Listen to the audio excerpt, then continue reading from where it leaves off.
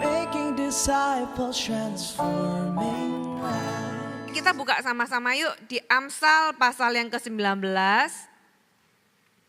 ayat yang ke-20. Saya kasih judul hari ini Choosing Your Best Future, memilih masa depan yang terbaik. Amsal 19 ayat yang ke-20 ditulis, dengarkanlah nasihat dan terimalah didikan, supaya engkau menjadi bijak di masa depan.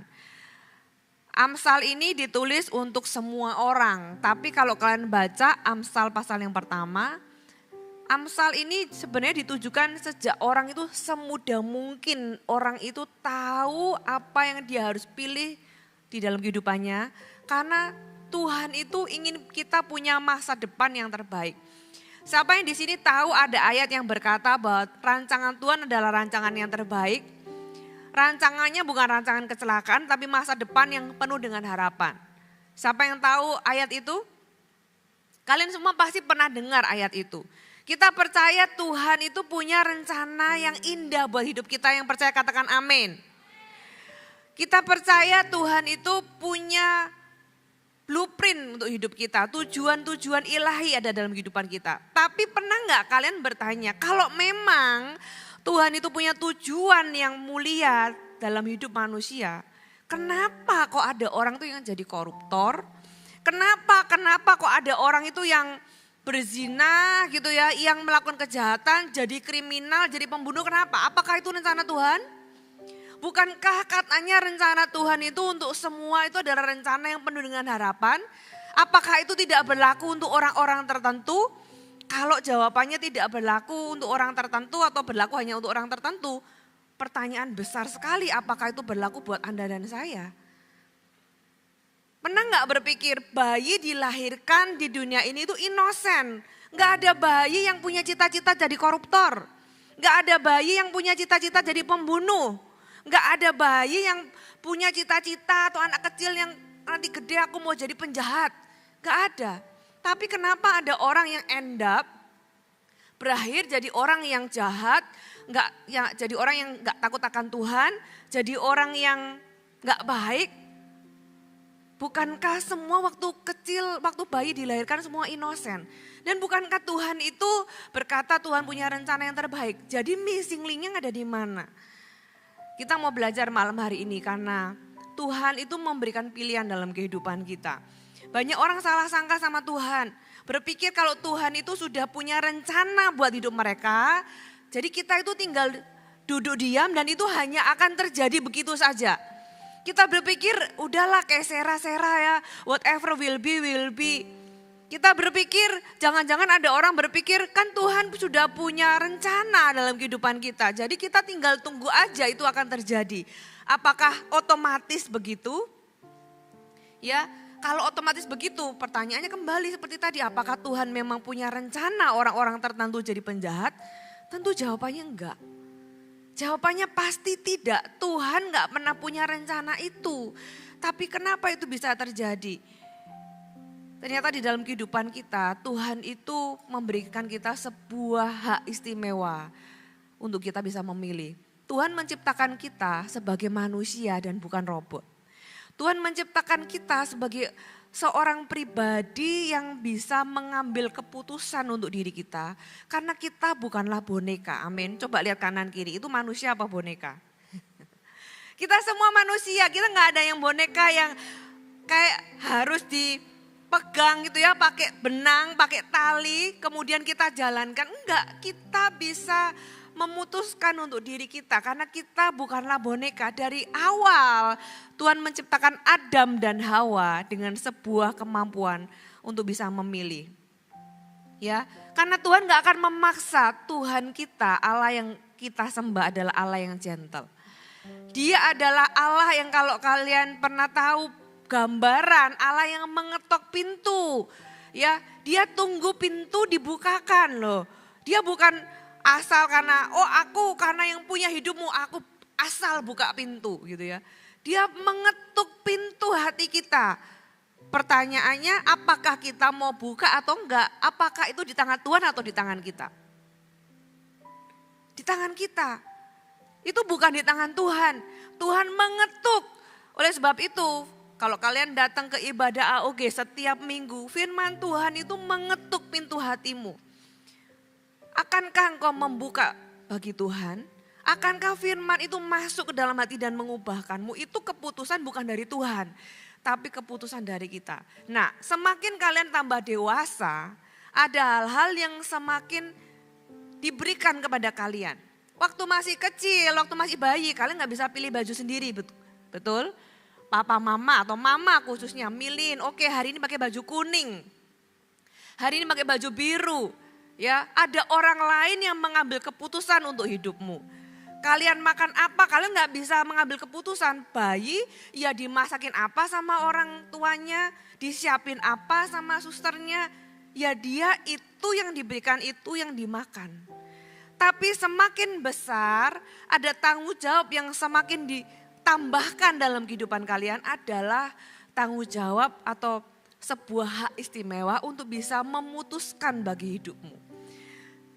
Semakin kalian dewasa itu semakin besar hak istimewa itu. Oleh sebab itu penting untuk hari ini kalian tahu demi kalian punya masa depan yang terbaik. Ya, Tuhan gak pernah maksa, tapi banyak orang itu gak taat dalam kehendak Tuhan. Tuhan punya rencana indah dalam kehidupan kita, betul. Tapi kita bisa tidak menghidupinya. Tuhan punya tujuan mulia dalam kehidupan kita, yes. Tapi kita bisa kehilangan tujuan itu kalau kita salah mengambil keputusan di dalam kehidupan kita. Tuhan punya sebuah blueprint yang mulia dalam kehidupan kita, tapi kita bisa kehilangan itu. Kita bisa hidup di luar tujuan ilahi. Jadi kita punya sebuah pilihan yang ada di tangan kita. Pilihlah pilihan yang terbaik. Ulangan pasal yang ke-30. Ulangan pasal yang ke-30 ayat 15 sampai 16. Kalau kita enggak bisa memilih yang benar, keputusan-keputusan buruk kitalah yang membuat kita kehilangan rencana yang indah dari Tuhan. Kita belajar dari Ulangan pasal yang ke-30, ayat 15 sampai ayat yang ke-16. Ingatlah, aku menghadapkan kepadamu pada hari ini kehidupan dan keberuntungan, kematian dan kecelakaan. Karena pada hari ini aku memerintahkan kepadamu untuk, Tuhan itu kasih kita clue. Walaupun Tuhan itu kasih kita pilihan kanan dan kiri, tapi Tuhan mau kita itu memilih yang benar. Tuhan mau kita itu hidup dan beruntung. Tuhan kasih kita pilihan kehidupan dan keberuntungan, dan Tuhan kasih jalan loh supaya kita tuh bisa pilih yang itu.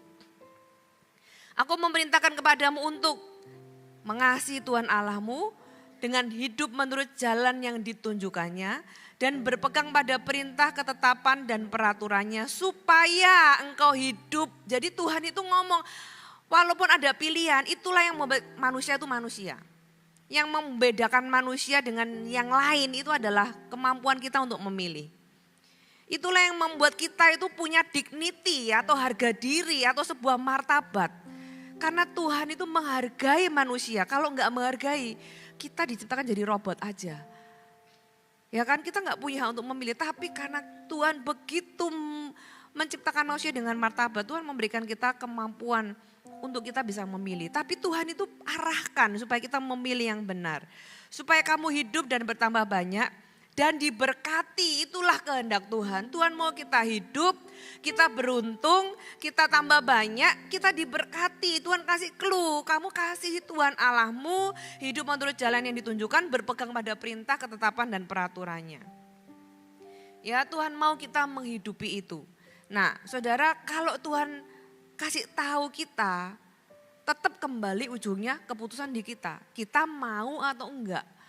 Banyak orang kehilangan rencana Tuhan sekali lagi. Bukan karena Tuhan jahat. Bukan karena Tuhan gak punya rencana yang indah. Tapi karena mereka memilih untuk tidak mau mengikuti jalannya. Memilih untuk tidak mengasihi Tuhan. Memilih untuk memilih jalannya sendiri lebih tepatnya. Ya, kita lanjutkan ayat 17 sampai 19. Tadi kan dikasih tahu, kamu kasih Tuhan Allahmu. Kamu hidup menurut jalan yang ditunjukkannya. kamu hidup sesuai peraturan ketetapannya. Supaya kamu hidup, supaya kamu diberkati. Tetapi Tuhan ngomong kamu pilih ke kanan ya, gitu ya. Tuhan arahkan kita. Tapi kalau kamu tetap milih yang kiri, kayak 17, tetapi jika hatimu berpaling dan engkau tidak mau mendengar, bahkan engkau mau disesatkan untuk sujud menyembah kepada Allah lain dan beribadah kepadanya, maka aku memberitahukan kepadamu pada hari ini bahwa pastilah kamu akan binasa, tidak akan lanjut umurmu di tanah kemanapun engkau pergi, menyeberangi sungai Yordan untuk mendudukinya. Aku memanggil langit dan bumi menjadi saksi terhadap kamu pada hari ini. Kepadamu ku perhadapkan kehidupan dan kematian, berkat dan kutuk. Tuhan kasih tahu lagi, pilihlah kehidupan supaya engkau hidup, baik engkau maupun keturunanmu. Sampai hari ini Tuhan kita tetap sama. Kita masih manusia yang masih diberi kemampuan untuk memilih dan keputusan itu ada di tangan kita. Sama seperti pertanyaan banyak orang muda, jodoh di tangan Tuhan atau di tangan kita? Jodoh di tangan Tuhan atau di tangan kita? Tuhan bisa menempatkan seseorang yang Tuhan itu arahkan kita, tapi kita bisa memutuskan tidak loh. Jadi jodoh di tangan Tuhan atau di tangan kita? Di tangan Tuhan dan di tangan kita. Kalau kita hidup sesuai dengan jalan Tuhan, ya kita akan selaras dengan pilihan Tuhan. Tapi kalau kita memilih jalan kita sendiri, walaupun sudah dibantu Tuhan gitu ya di depan mata, sudah bisa pilih orang lain. Jadi hidup kita itu Tuhan kasih kita sebuah hak istimewa untuk kita itu bisa memilih. Saudara, malam hari ini kita mau belajar dari seseorang yang bernama Musa. Musa itu relevan dengan kita. Musa itu adalah orang Ibrani. Kalau relevansi dengan kita adalah Musa itu kayak kita adalah anak Tuhan. Nah, Musa itu dilahirkan kemudian dibesarkan di Mesir. Dengan budaya Mesir, dengan semua tata krama dan semuanya dengan hidup luxurious gitu ya. Hidupnya mewah karena dia diangkat jadi anak putri Firaun. Nah, perhatikan di Ibrani pasal yang ke-11 ayat yang ke-23 sampai ayat yang ke-27. Karena iman maka Musa setelah ia lahir disembunyikan selama 3 bulan oleh orang tuanya karena mereka melihat bahwa anak itu elok rupanya dan mereka tidak takut perintah raja. Karena iman maka Musa, perhatikan, setelah dewasa, katakan setelah dewasa. Nah, kedewasaan kita itu ditentukan dari keputusan kita. Musa setelah dewasa menolak disebut anak putri Firaun. Karena ia lebih suka menderita sengsara dengan umat Allah daripada untuk sementara menikmati kesenangan dari dosa. Ia menganggap penghinaan karena Kristus sebagai kekayaan yang lebih besar daripada semua harta Mesir. Harta Mesir itu enggak sedikit. Dia tinggal di mansion, tinggal di istana, dia mau apa aja ada. Tapi dia berkata bahwa penghinaan karena Kristus itu sebagai kekayaan yang lebih besar daripada semua harta Mesir. Sebab pandangannya ia arahkan kepada upah. Karena iman maka ia telah meninggalkan Mesir dengan tidak takut akan murka raja. Ia bertahan sama seperti ia melihat apa yang tidak kelihatan. Perhatikan kata setelah dewasa. Makanya saya merasa pelajaran hari ini itu sangat penting bagi kalian orang-orang muda. Kalian adalah orang-orang yang beranjak dewasa. Beberapa dari kalian sudah dewasa secara umur. Tapi ternyata kedewasaan itu tidak hanya diukur dari umur, tapi kemampuan kita dalam memutuskan sesuatu. Ya, kedewasaan seseorang itu ditentukan dari keputusannya. Seberani apa dan setepat apa dia bisa mengambil keputusan untuk dirinya sendiri. Ya, ketika dia dipercaya mengambil keputusan yang bertanggung jawab, itulah tanda kedewasaan. Orang yang enggak dewasa adalah orang yang enggak bisa mengambil keputusan yang bertanggung jawab untuk dirinya sendiri. Walaupun ada orang yang sudah berusia, ada loh. Orang itu yang sudah berusia, bahkan sudah tanda kutip sudah agak tua gitu ya. Tapi dia enggak bisa ngambil keputusan untuk dirinya sendiri. Tapi ada juga orang muda Ya, yang usianya masih muda belia tapi dia sudah tahu apa yang dia harus putuskan untuk dirinya. Dia mau kemana, dia bisa berkata iya untuk sesuatu yang benar dan berkata tidak untuk sesuatu yang tidak benar. Jadi kedewasaan tidak ditentukan dari umur. Tapi bagaimana kita bisa mengambil dan berani mengambil keputusan yang bertanggung jawab untuk hidup kita. Sekali lagi kita belajar dari Musa. Apa yang kita belajar dari Musa? Keputusan Musa apa yang membuat dia itu begitu dipakai Tuhan dan dia itu menghidupi tujuan ilahi dalam kehidupannya. Musa pernah salah ketika dia membunuh gitu ya orang Mesir yang menganiaya orang Israel. Kemudian dia pergi tapi disitulah dia menemukan jati dirinya di dalam Tuhan. Yang pertama kita belajar, choose God to define your identity and not others. Itu yang kita belajar dari Musa yang pertama. Tadi ayatnya berkata gini loh, setelah dewasa ia menolak disebut anak putri Firaun. Perhatikan Musa itu dari kecil seorang anak yang diangkat dari bayi. Ya, dia itu mungkin lupa jati dirinya. Ketika dia diangkat oleh putri Firaun, kemudian dia dibawa sih ke mama aslinya untuk disusui dan sebagainya sampai kemudian dia dikembalikan lagi ke Firaun. Dari balita sampai besar, dia dibesarkan di istana. Orang itu bisa mengalami yang namanya krisis identitas. Ya, banyak remaja mengalami, semua remaja lah termasuk saya juga waktu dulu remaja. Kita pernah mengalami krisis identitas. Aku ini siapa sih sebenarnya? Aku ini apa sih? Bukan apa dalam arti manusia atau bukan ya.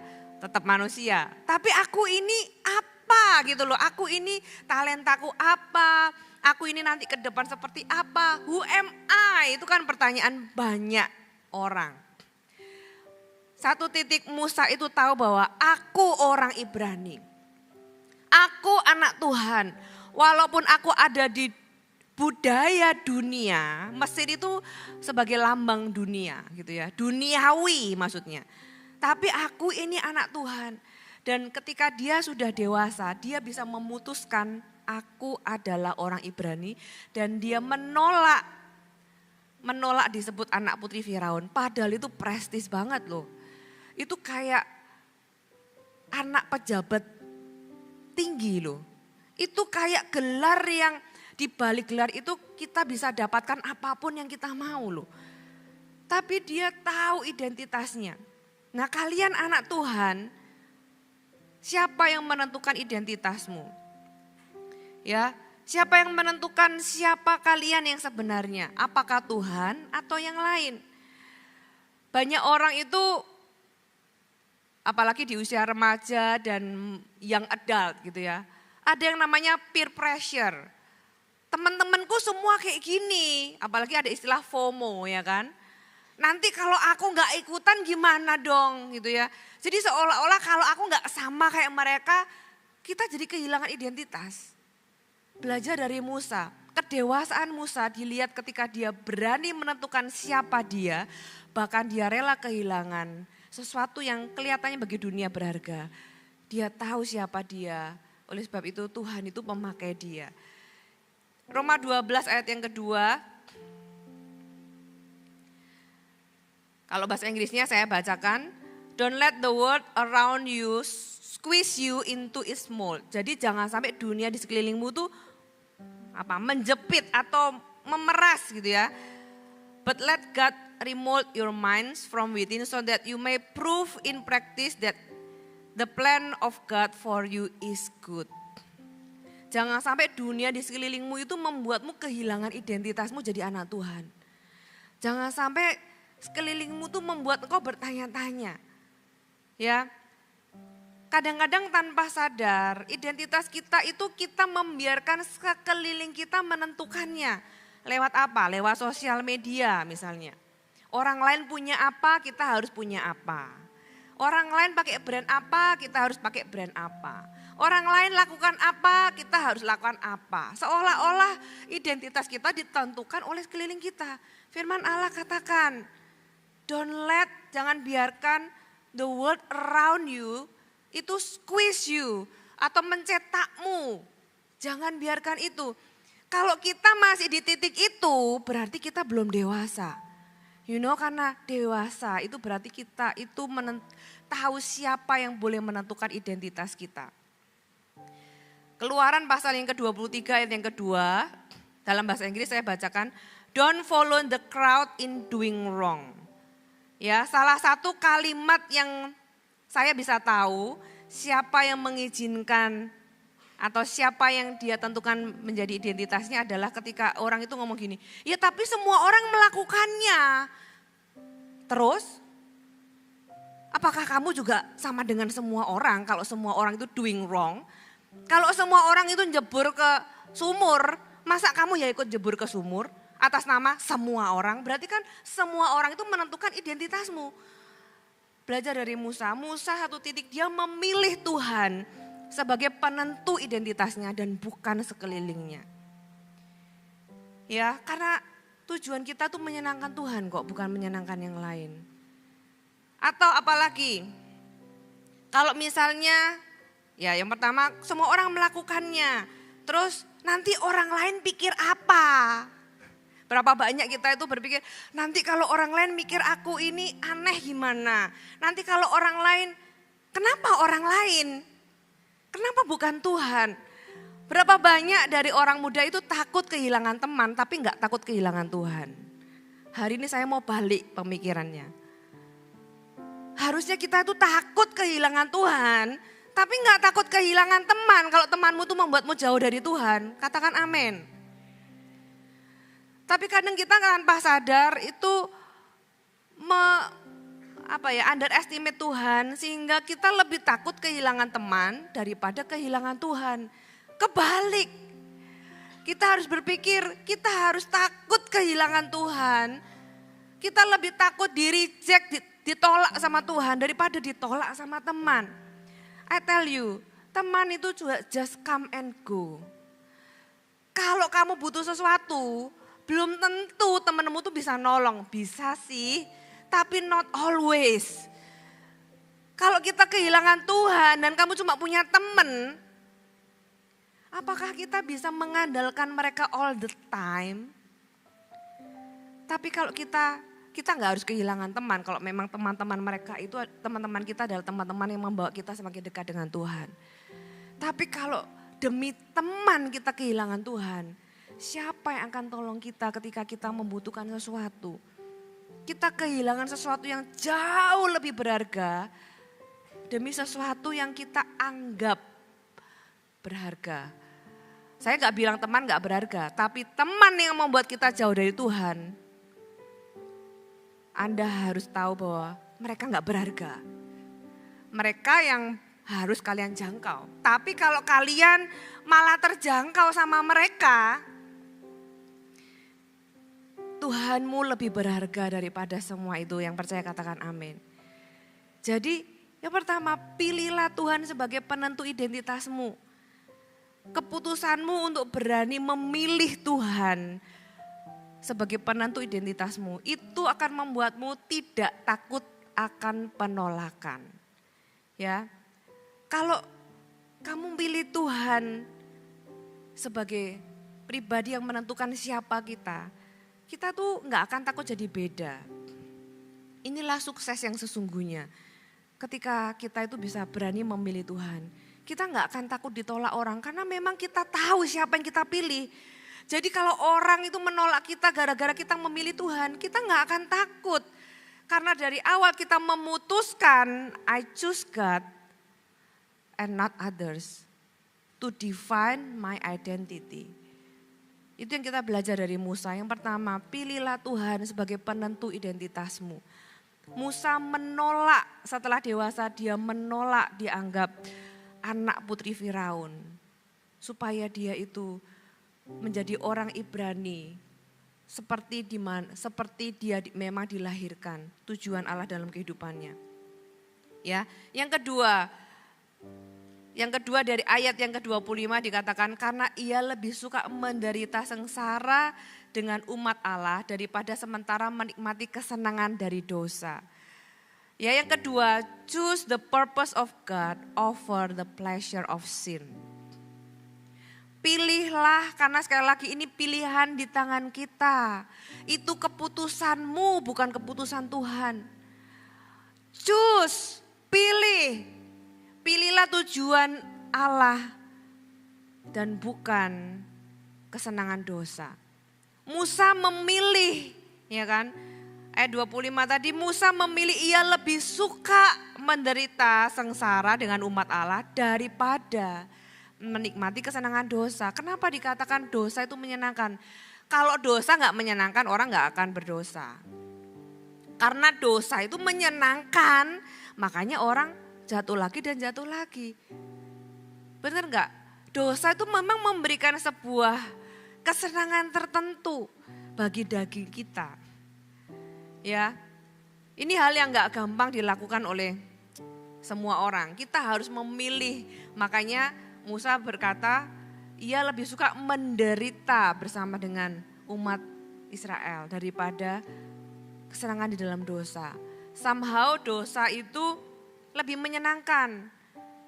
Lebih menyenangkan, fun to be selfish daripada selfless. Lebih menyenangkan kita sepanjang hari duduk nonton TV pegang handphone daripada duduk diam baca firman Tuhan. Ada hal-hal yang dirasa memang lebih menyenangkan. Dan kadang-kadang ikut Tuhan seolah-olah lebih menderita.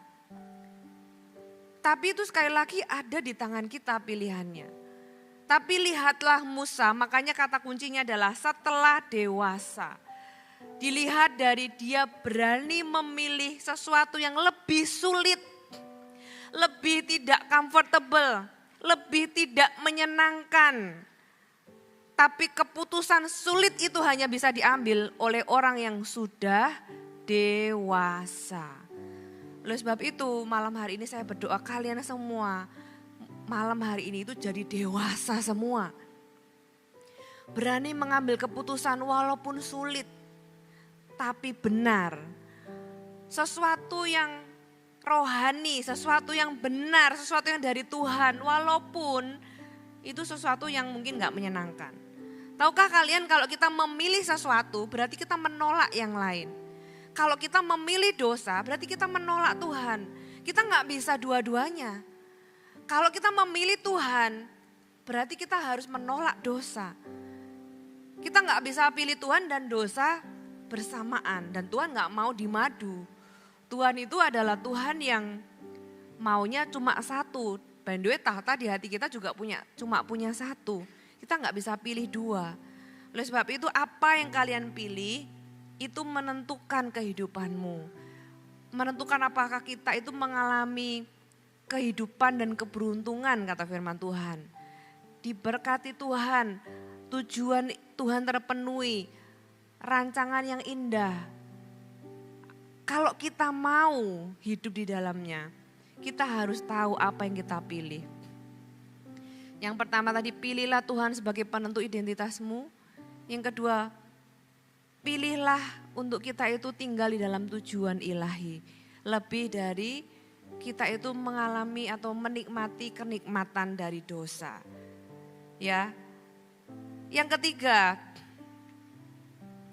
pilihlah apa yang Tuhan, choose what God values and not what culture values.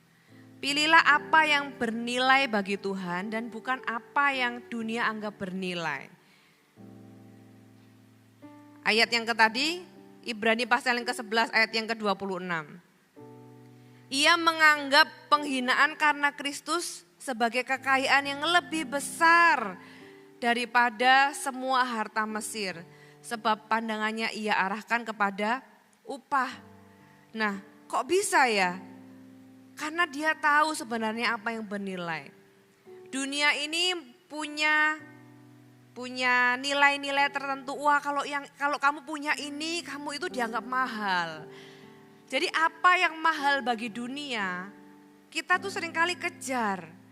Tapi belum tentu apa yang mahal bagi dunia itu bernilai bagi Tuhan. Musa akhirnya di satu titik dalam kehidupannya, dia tahu apa yang lebih bernilai. Dia tahu apa yang dia harus lepaskan. Dia nggak lagi tinggal di dalam ketakutan. Apa sih kita itu takut apa? Sebagai orang muda kadang kita tuh takut apa kata orang. Bener enggak? Takut nanti kalau aku gagal, bukan takut gagalnya kadang-kadang. Tapi takut gagal dan malu di depan orang. Jadi kadang orang muda itu pengen sukses, bukan karena kepengen sukses, tapi kepengen terlihat oleh orang lain jadi orang sukses. Sudah nangkep gak? Itu dua hal yang berbeda loh. Aku pengen sukses gitu kan. Orang bisa pengen sukses, punya sukses itu kan sebenarnya cuma sebuah alat, bukan sebuah tujuan. Aku mau sukses untuk apa? Untuk aku jadi berkat bagi banyak orang. Aku mau jadi pembangun rumah Tuhan. Aku mau jadi sukses karena aku mau lewat suksesku aku dipakai Tuhan. Tapi ada orang juga, aku mau sukses karena aku gak mau malu di depan orang lain. Jadi suksesnya bukan karena dia ingin sukses, tapi karena dia butuh validasi. Orang-orang muda di tempat ini, saya mau berkata kepada kalian, isilah hatimu itu hanya dengan Tuhan. Sejak masa muda, jangan cari validasi di luar Tuhan. Kita harus tahu satu hal, sepakat satu hal, bahwa Tuhan itu mau kita sukses. Tuhan itu jangan pernah dipertanyakan, apakah dia itu punya rencana apa ya? Rencana Tuhan buat kalian semua itu adalah rencana yang terbaik. Tapi saya bilang sekali lagi, itu enggak otomatis terjadi kalau kita itu tidak memutuskan yang benar dalam kehidupan kita.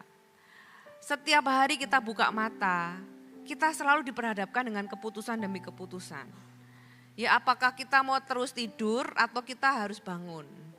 Apakah kita mau baca Alkitab atau kita lihat sosial media?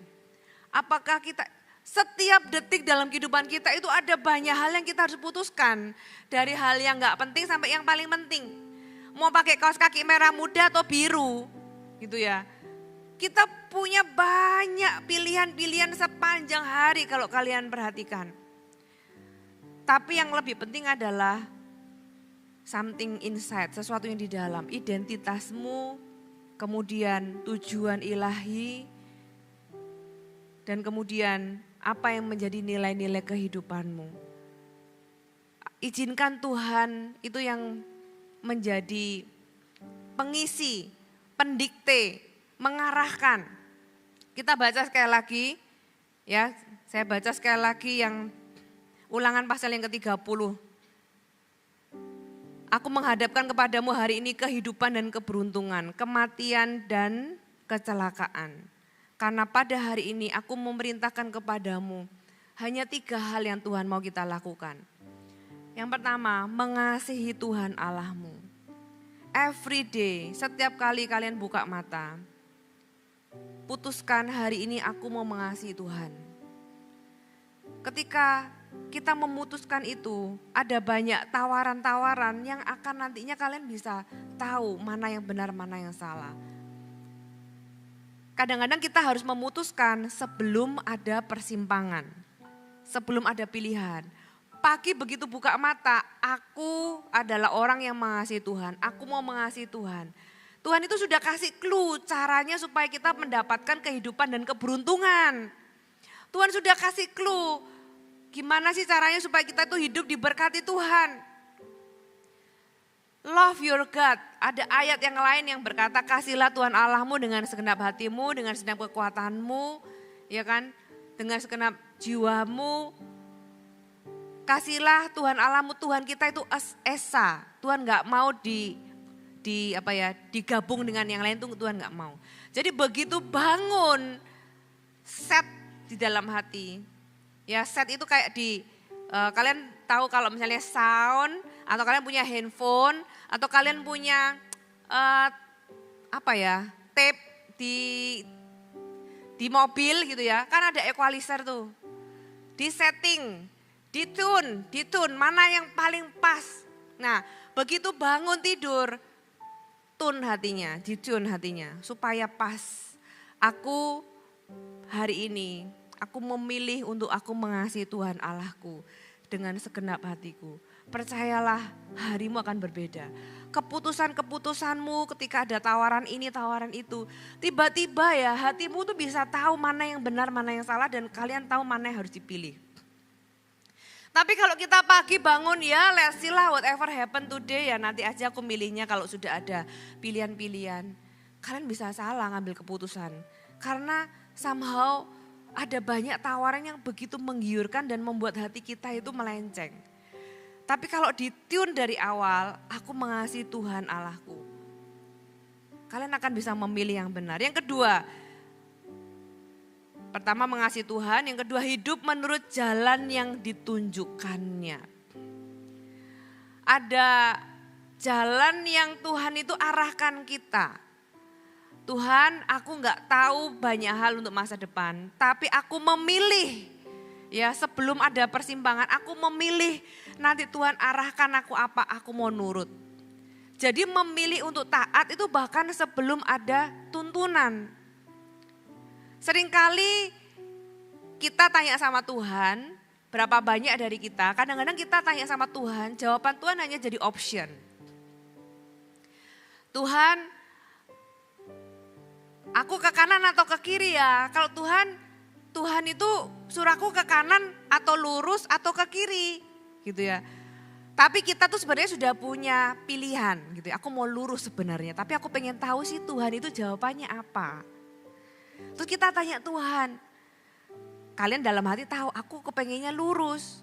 Terus kalian tanya bener gak ya, coba sih tanya Tuhan. Tuhan kalau Tuhan kehendaknya kiri lurus atau ke kanan. Terus Tuhan ngomong kiri. Terus kita pikir kiri lurus atau kanan. Berarti kan jawaban Tuhan itu hanya jadi salah satu option.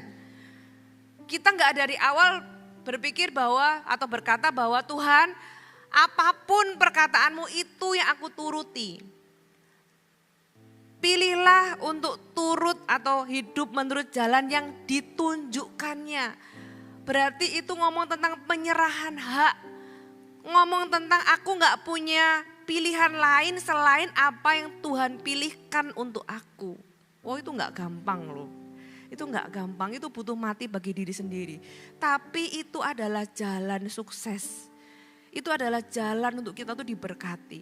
Itu adalah jalan kita itu menikmati keberuntungan dalam hidup ini. Tapi itu gak gampang memang. Tapi gak gampang bukan berarti gak bisa. Kita bisa kalau kita mau. Makanya dari awal Tuhan aku mau mengasihi Tuhan, aku mau hidup menurut jalan yang Tuhan tunjukkan. Bahkan aku tuh gak mau milih apa-apa sampai Tuhan ngasih jawaban. Dan itu satu-satunya pilihan yang aku tahu yang terbaik dalam kehidupanku. Ya, yang berikutnya berpegang kepada perintah, ketetapan dan peraturannya. Ini ngomong tentang bagaimana kita itu cinta firman Tuhan dan hidup sesuai dengan apa yang Tuhan arahkan dalam firman-Nya. Banyak orang kadang bertanya gitu ya, hal-hal yang firman Tuhan itu sudah bilang, jangan gitu ya. Terus misalnya kita lihat istrinya orang suka, boleh gak ya sama Tuhan? Loh kok masih tanya lagi gitu kan. Itu kayak gini loh, kalian ada di lampu merah, terus lampunya sudah hijau, boleh jalan gak ya? Loh ya sudah hijau gitu kan, apa gunanya merah kuning hijau kalau misalnya masih tanya lagi. Itu kayak sudah tahu itu salah masih nanya. Nah kalau kita sudah tahu bahwa itu memang gak boleh sama Tuhan dan ya just drop it gitu loh. Jangan lakukan, udah selesai. Kadang kita masih bertanya-tanya, aduh ini kan abu-abu boleh gak boleh. Kalau abu-abu dan itu gak putih sudah lebih baik jangan tinggal di area yang pro dan kontra. Drop it.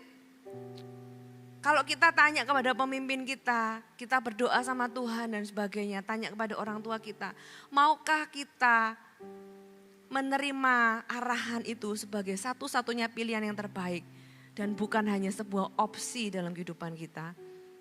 Karena dengan kita melakukannya, saudara, Tuhan kasih kunci kok. Tuhan itu seolah-olah gini loh, ayo kamu tuh pilih ke kanan, pilih kanan gitu ya. Kamu tak kasih clue. Lakukan ini, lakukan ini, lakukan ini supaya kamu tuh Tuhan mau kita itu menikmati semua kebaikan Tuhan. Tuhan mau kita hidup kita menikmati keberuntungan, kita diberkati, kita bertambah banyak, kita berhasil, itu kerinduan Tuhan. Dan Tuhan sudah kasih semua tips, semua clue, semua jalan ke sana. Tapi sekali lagi kembali, itu ada di tangan kita. Dan orang-orang muda, saya berdoa, kalian semakin dewasa. Untuk kalian bisa memutuskan sesuatu yang kelihatannya gak nyaman. Tapi kalau itu benar, pilihlah itu. Orang yang dewasa, dia itu rela meninggalkan. Ya, meninggalkan sesuatu yang kelihatannya nyaman. Tapi itu gak benar. Nah, kalian di sini semua orang yang di usia berapapun, khususnya di orang muda, saya berdoa supaya Anda semakin dewasa. Ada orang-orang itu yang masih mengizinkan orang-orang di sekelilingnya menentukan identitasnya. Saya mau baca satu ayat lagi.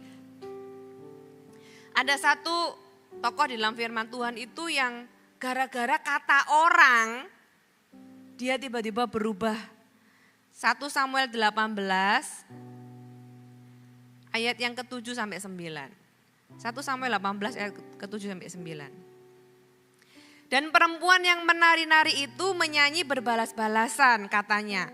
Saul mengalahkan beribu-ribu musuh, tetapi Daud berlaksa-laksa. Berlaksa itu berarti puluhan ribu. Saul itu yang jadi raja pada waktu itu. Saul beribu-ribu, Daud itu puluhan ribu. Lalu bangkitlah amarah Saul dengan sangat, dan perkataan itu menyebalkan hatinya. Sebab pikirnya, kepada Daud dihitung berlaksa-laksa, tetapi kepadaku dihitung beribu-ribu. Akhirnya jabatan raja itu pun jatuh kepadanya. Sejak hari itu gara-gara kata orang. Gara-gara omongan orang yang gak penting itu loh. Sejak hari itu maka Saul selalu mendengki Daud. Tahu gak ceritanya? Saul itu dulunya gak pernah dengki sama Daud. Daud itu loh jadi orang kepercayaannya. Daud itu yang bermain kecapi, Saul itu bisa tinggal dalam hadirat Tuhan karena Daud itu bermain kecapi. Daud itu dikasih kepercayaan untuk mengalahkan Goliat.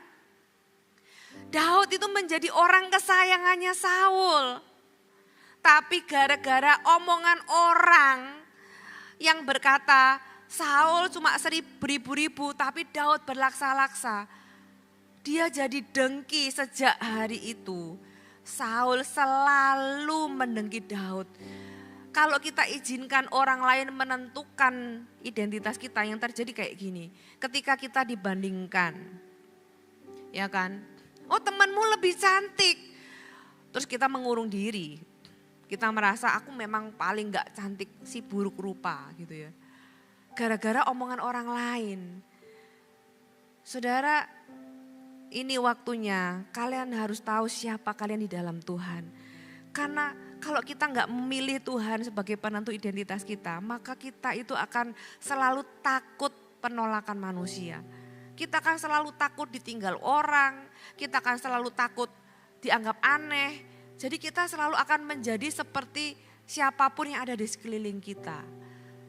Dan iblis itu tahu hati kita.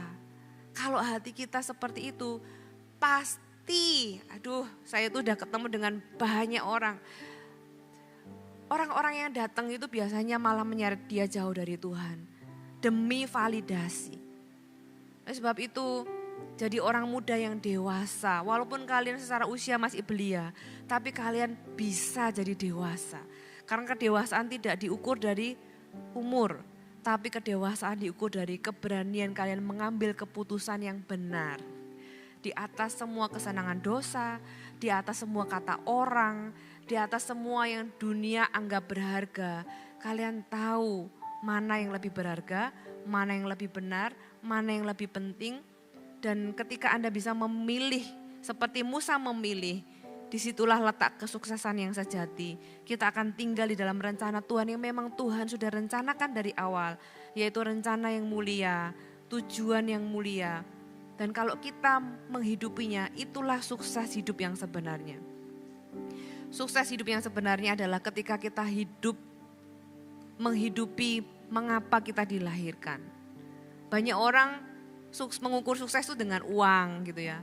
Dengan nggak nggak sedikit kok orang itu yang punya uang segunung, tapi dia kosong hidupnya. Bukan berarti di dalam Tuhan kita nggak bisa sukses, sebaliknya di dalam Tuhan kita bisa sukses dan punya uang segunung, tapi hati kita itu fulfill. Karena kita tahu ini loh, untuk ini loh aku ini hidup. Dan bagaimana kita bisa sampai di sana? Dengan kita memutuskan yang benar. Kita mengasihi Tuhan, kita jadikan tuntunan Tuhan itu yang terutama dan satu-satunya dalam kehidupan kita. Kita hidup sesuai dengan firman Tuhan, kita cintai kebenaran. Maka apa yang kita pilih pasti kehidupan dan keberuntungan. Dan berkat itu akan menyertai kita. Amin.